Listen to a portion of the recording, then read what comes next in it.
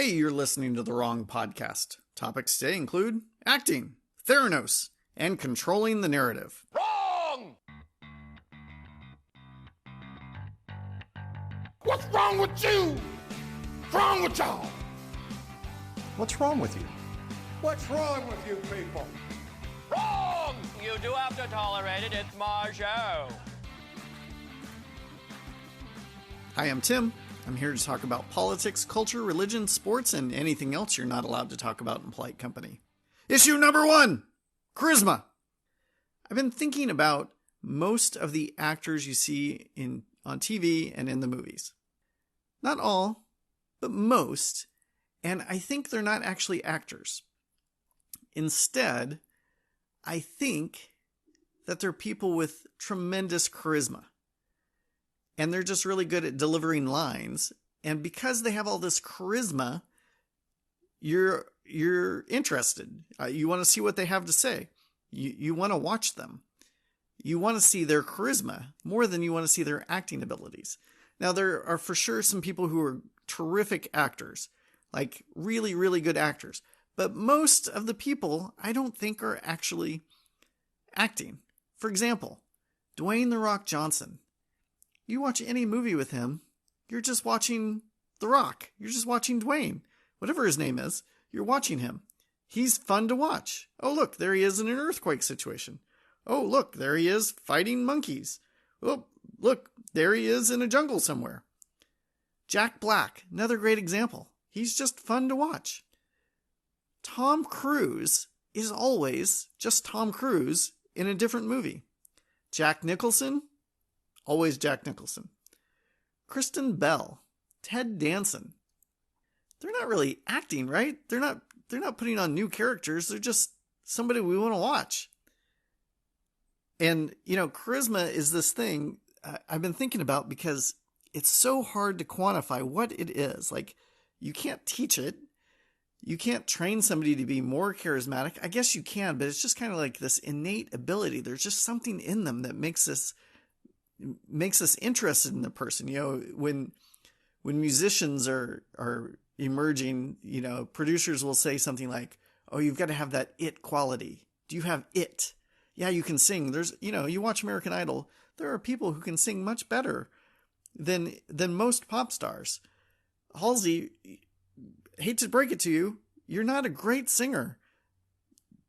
You sure are interesting, but there are people who can sing way better than you. And, it goes beyond acting and entertainment. It leads into leadership and people in power. And we're so drawn to charisma that somebody with it can really, they can do things other people can't. With similar, looks and intelligence and upbringing. But man, if you have charisma, you can go much further than people who are similar to you in every other way. Issue number 2, blood work. So speaking of charisma, I want to talk about Elizabeth Holmes. If you don't know who she is this former CEO of this tech company in Silicon Valley. And she was producing this box that could sit inside of a clinic, like a Walgreens, a pharmacy, a CVS, and it could prick your finger and process your blood inside the box and tell you what's wrong. It could run like 20 different tests right there. And normally these tests have to be sent to a lab. It takes several days to get the results back. And she was going to revolutionize the medical field with this box that could do all this work right there in a store. And people were all over it. They believed her. She had all this credibility. She had people who were experts in the field who said, "Yep, she can do it. You should for sure invest in her. She's got the ability to make this happen." And I think it was CVS or Walgreens totally bought in. They purchased these boxes ahead of time without any evidence that they actually worked and started putting them in their stores. And the box would take somebody's blood and then they would have to FedEx than blood to Silicon Valley so it could actually be processed the regular way. And it turns out it was all a fraud. It wasn't working. It would never work. And the Wall Street Journal ran these reports on her and her company showing it to be a fraud. And as everything's crashing down, people are jumping out, lawsuits are mounting. Basically, everybody in the world is suing Theranos because of their fraud. I read this story about this guy. He's just about to graduate from Harvard Business School. And he's just, days away, weeks away from graduating. And one of his professors says, "Hey, I think you should go talk to Theranos. I know her, and she's looking for somebody to be her CFO, her chief financial officer. And I really think it's worth your time to go talk to her." And this guy's like, "What? Like, I just read all of these reports about their fraud." And then another mentor of his calls up and says, "Hey, I hear that Theranos is interested in you, and I really think you should talk to her. I highly recommend Elizabeth Holmes to you."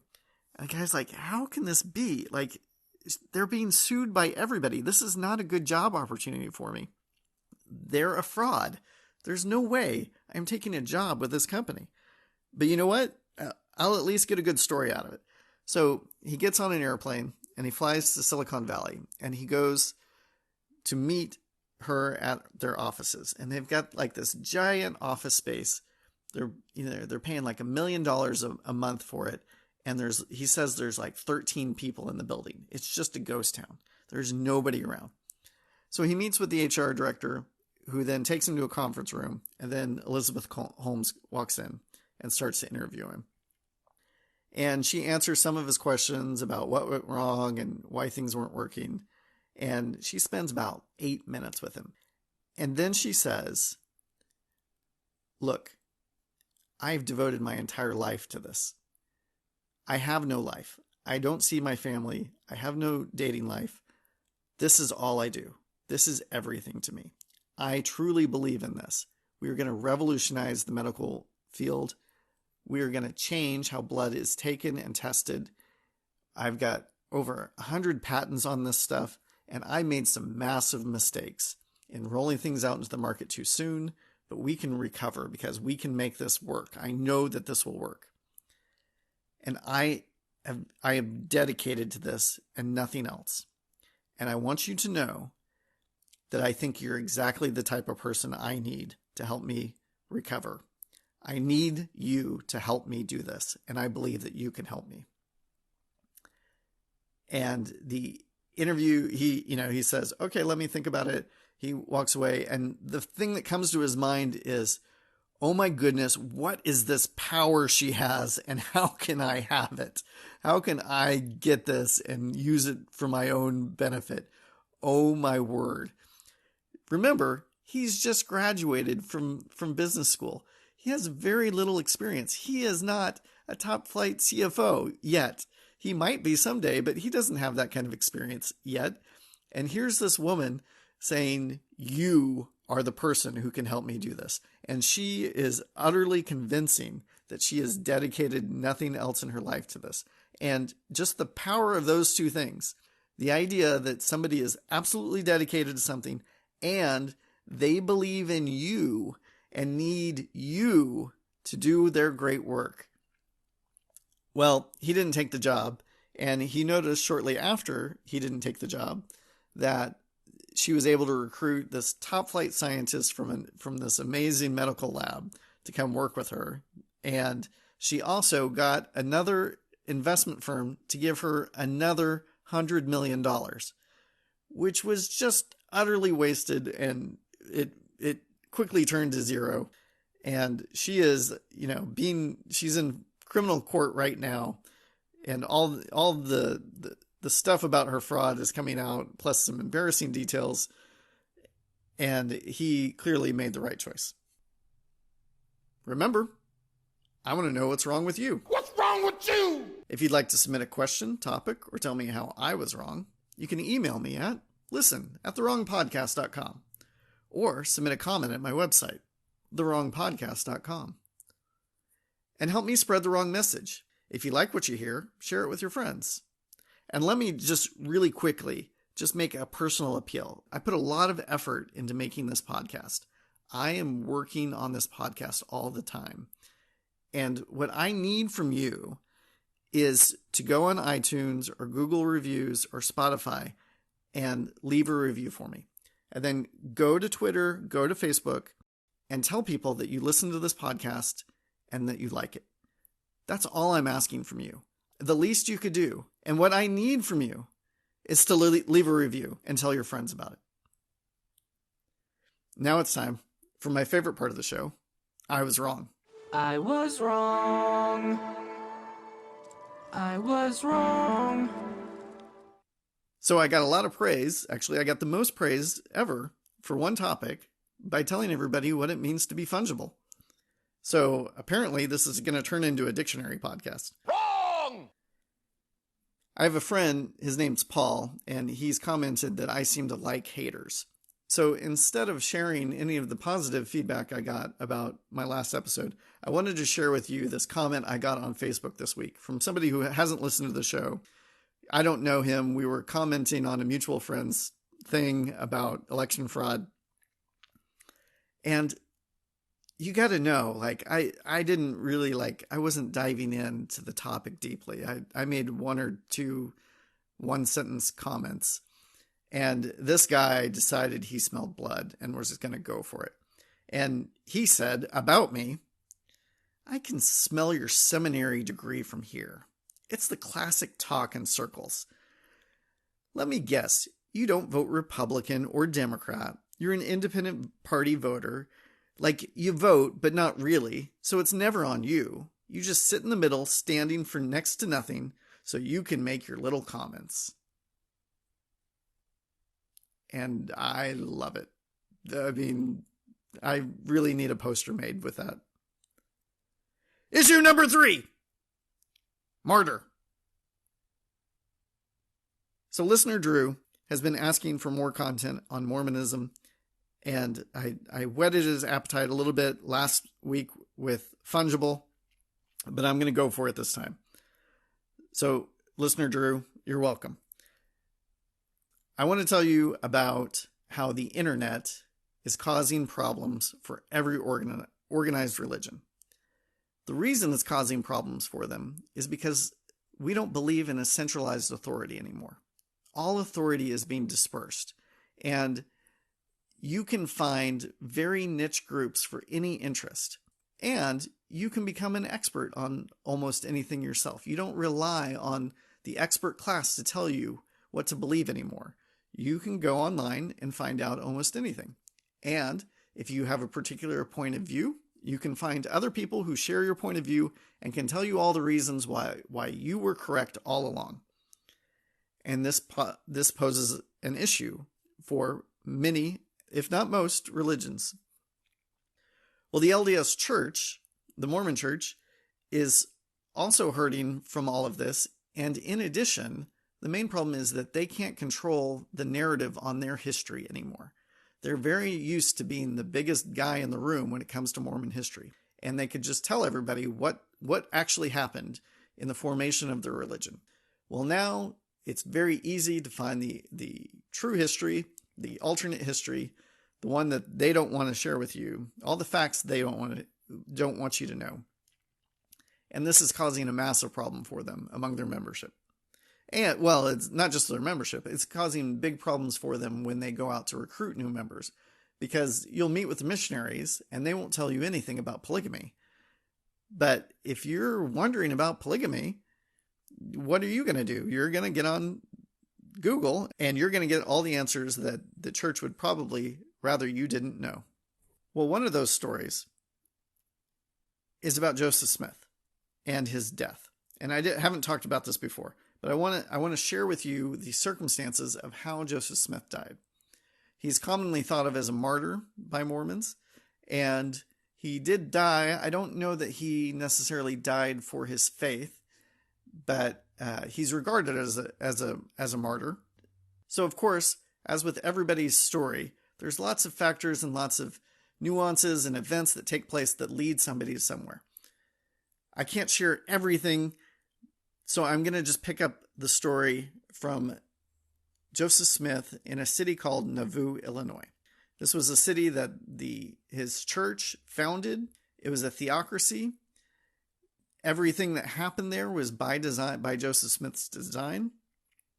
And one of the great things about owning a city is that you can write the laws for the city. And he could use those laws to subvert state law. So the state of Illinois and the state of Missouri both had criminal complaints against Joseph Smith, and they were trying to, serve him, trying to get him to jail.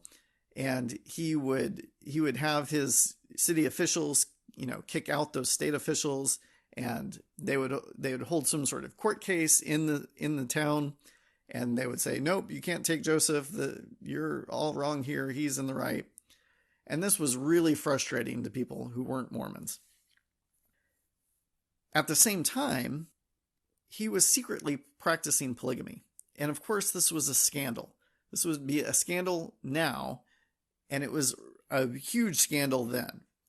He was taking on additional wives without his own wife's knowledge or consent.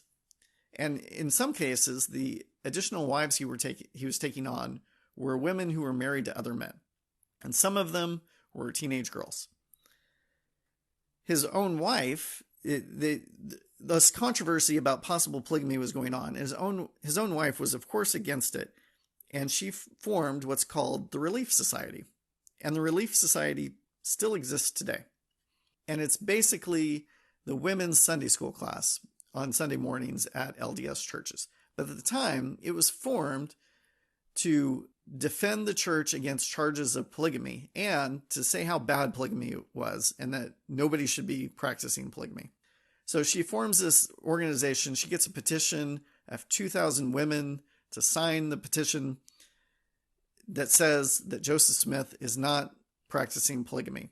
One of the women who's helping her get this petition filled out is actually one of Joseph Smith's plural wives. And after a while, Emma figures out that polygamy is happening. And she says to Joseph, hey, if this is something that God has told you to do, I want to see the revelation. Now, Joseph was producing additional scriptures. You probably know about the Book of Mormon. He was also producing something called the Doctrine and Covenants. These were revelations that were given to him and then written down, and then they were immediately canonized by the church. They were immediately put into scriptural form. So she says, if this is from God, I want to see the revelation. So Joseph comes back to her and he says, here is the revelation from God. This is what God has to say about polygamy. And it says, basically, polygamy is good. We should practice polygamy, and through polygamy, families can be forever. They'll always be together in heaven. And this is an eternal covenant. This is what's going to happen here and in the afterlife. So this was Doctrine and Covenants 132, and I want to read a portion of it to you, just so you get a sense of how it was written and what these revelations were like. So it says, and I command my handmaid, Emma Smith, to abide and cleave unto my servant Joseph, and to none else. But if she will not abide this commandment, she shall be destroyed, saith the Lord. For I am the Lord thy God, and will destroy her if she abide not in my law. But if she will not abide in this commandment, then shall my servant Joseph do all things for her, even as hath said, and I will bless him and multiply him and give unto him 100-fold in this world, of fathers and mothers, brothers and sisters, houses and lands, wives and children, and crowns of eternal lives in the eternal worlds. And again, verily I say, let mine handmaid forgive my servant Joseph his trespasses, and then shall she be forgiven her trespasses, wherein she has trespassed against me. And I, the Lord thy God, will bless her, and multiply her, and make her heart to rejoice. So Joseph gives her this revelation, and Emma immediately rips it up and throws it in the fire. So they have it, he somehow has it rewritten, and Emma says, fine, polygamy is a thing. But I want to say who your wives can be. You can't just take on extra wives without telling me who they are. And Joseph says, fine, that's great. Yes. Okay. As long as we can do this, because I need to do it, because if I don't do it, God's going to kill me and he's going to kill you. So the Smiths, Emma and Joseph, had been foster parents for these two girls, the Partridge sisters. Their parents had died, and they went to live with Emma and Joseph. And they went to live with them in their late teens, and I think they were about 19 and 22 at the time that Joseph tells Emma about polygamy. And Emma agrees that Joseph can marry these two girls, these two foster daughters. They can become his wives. And Joseph says, great, let's have a ceremony. Emma's there in attendance, and he marries these two sisters. The problem is that Joseph had already married these two sisters several months before without Emma's knowledge. So he had a second sham wedding for Emma's benefit. Eventually, Joseph, I think he takes on over 30 wives in his lifetime. Single, married, young, old, lots of women. He approaches this guy named William Law, who is in the first presidency of the church. William is the second counselor in the first presidency, and this is basically means that William is the assistant pope in the LDS church. Not the assistant to the pope, he's like the assistant pope. So he's a big deal. He's way up there. He's like third in command of the entire church. And Joseph goes to William Law's wife and says, hey, we have this polygamy thing going, and I'd really like you to be one of my wives. And she freaks out. She tells her husband, and her husband freaks out. And he's like, what the heck? Like, everybody's told me polygamy is not happening. What's going on? Like, and why is he going to my wife? Like, he can find single women. Like, he'd be outraged, just as he was outraged, just as you would be. So William, he starts writing this thing called the Navoo Expositor. He creates a newspaper where he basically tells everybody everything that's actually going on behind the scenes in Mormonism. Yes, in fact, polygamy is taking place. And Joseph even asked my wife to be one of his wives. And he publishes this thing, and Joseph Smith and the LDS Church are outraged. Like, how could he be doing this? How could he be sharing our dirty laundry? How could he be telling people about this? This is going to make people so upset. We're so upset. And Joseph says that the new Navoo Expositor is a public nuisance. And in his civil city capacity, he orders the printing press to be destroyed. So the printing press is destroyed, and Joseph Smith gets arrested for destroying private property. Destroying private property. That is why Joseph Smith died. So he gets arrested, and he goes to this other city called Carthage, Illinois, where he's awaiting trial. And while he's in the jail, a mob attacks the jail, and people are just irate about what's going on, that Joseph has become a law unto himself, and they've had enough of him. And he and his brother get shot, and Joseph actually falls out of a second floor window, and dies. Now, as he's falling out of this window, he starts to declare this Masonic distress. And he says, "Oh, Lord, my God." And I think the rest of it is, "Oh, Lord, my God, is there any pity for the widow's son?" or something like that. Masons knew that they were supposed to call this out if they were in trouble, and other Masons were supposed to come to their rescue. So it's thought that as Joseph's looking out the window of the second floor and he sees the mob, he sees other men in the mob who are fellow Masons with him, and he's crying out for help to them. So he falls, he dies, and he's dead. He is now the martyr of the LDS Church. Now, 3 interesting things about his death. He was not wearing his sacred garments at the time. And many people refer to these as the magic underwear, and of course, you shouldn't refer to them as the magic underwear. It's just a a rude way of describing these garments that the LDS wear, but he wasn't wearing them. LDS are supposed to wear them at all times. And he apparently had stopped wearing them sometime before because they were hot. In addition, he and the other people he was in jail with requested wine the night before he died. They wanted to, they were feeling a little dull and they wanted to drink some wine. And they did. Now, you probably know that Mormons do not drink alcohol.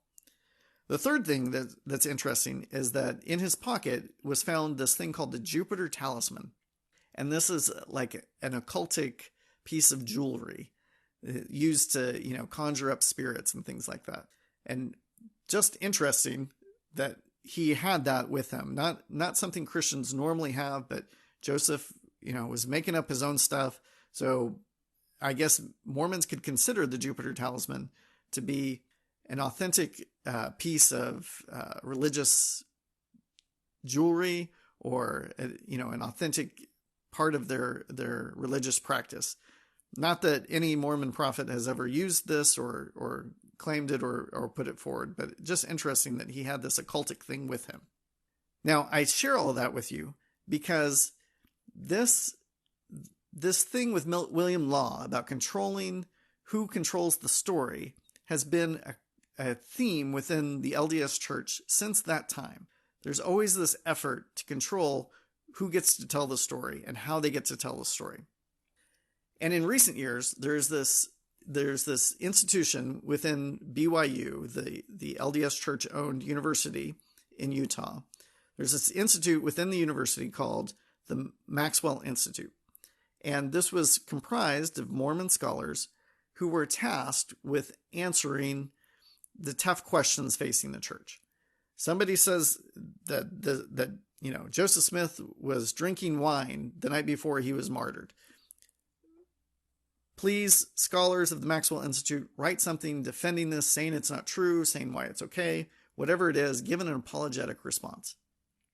And this is an academic institute.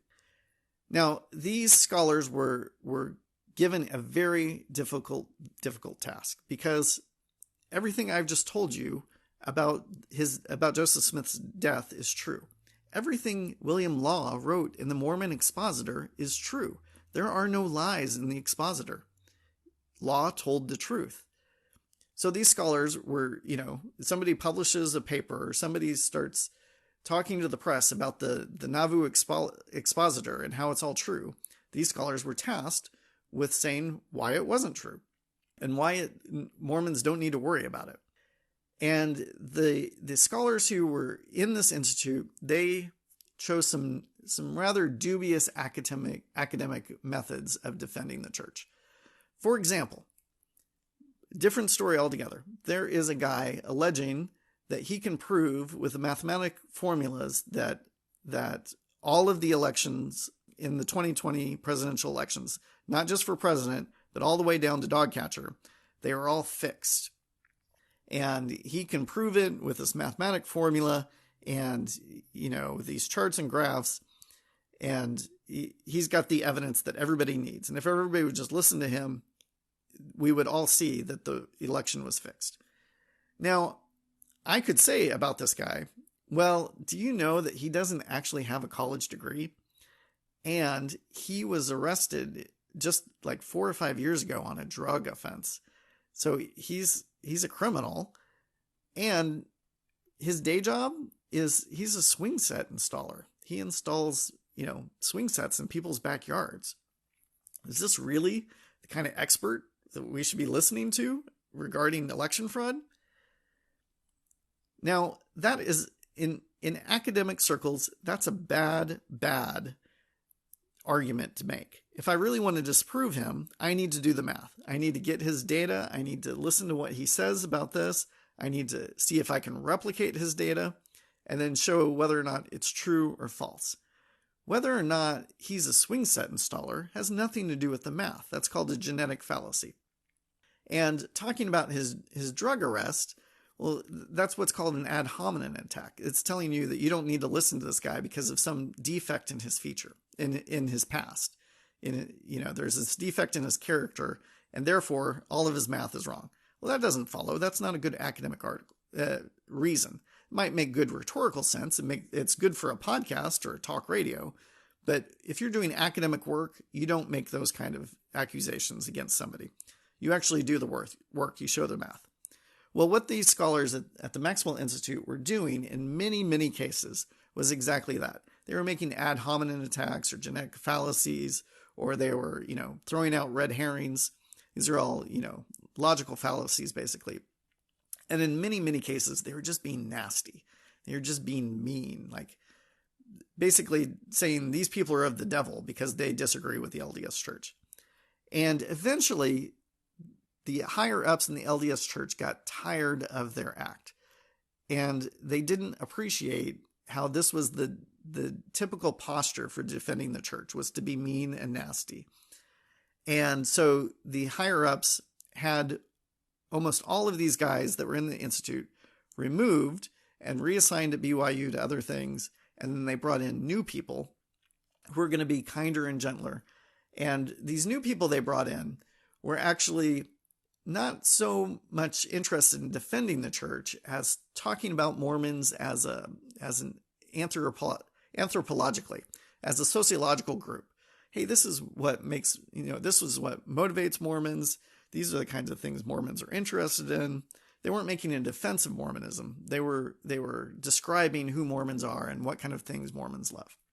And in some cases, because these are academics, they were quite a bit more liberal than the institutional church. There was a woman who was arguing that perhaps the Holy Ghost is Heavenly Mother. We have a Heavenly Father, and within the LDS thought, there's some argument that there is a Heavenly Mother, and perhaps this Heavenly Mother is the Holy Ghost. There's others who wanted to change the rhetoric the church was using about sexuality and how to talk about homosexuality and transgenderism within the church, and their ideas were in conflict with the leadership of the church. So they had moved all these guys out of the Maxwell Institute who were being rude and mean, but they were conservative, and they replaced them with these nice, soft, liberal scholars who are now disagreeing with the church. And in an effort to control the narrative, they've also they're starting to remove all these liberal scholars from the Maxwell Institute as well. In some cases, they're like whitewashing them, removing their names entirely. You can't find anything they published. It's like, just like the Soviet Union used to make former heads and officials disappear. That's kind of what's happening in the Maxwell Institute. And unfortunately, there's people like me and William Law who are talking about things the LDS Church would rather forget. But I could be wrong. If you think I am, let me know, and let me know why. I had fun, and I hope you did too. Bye-bye.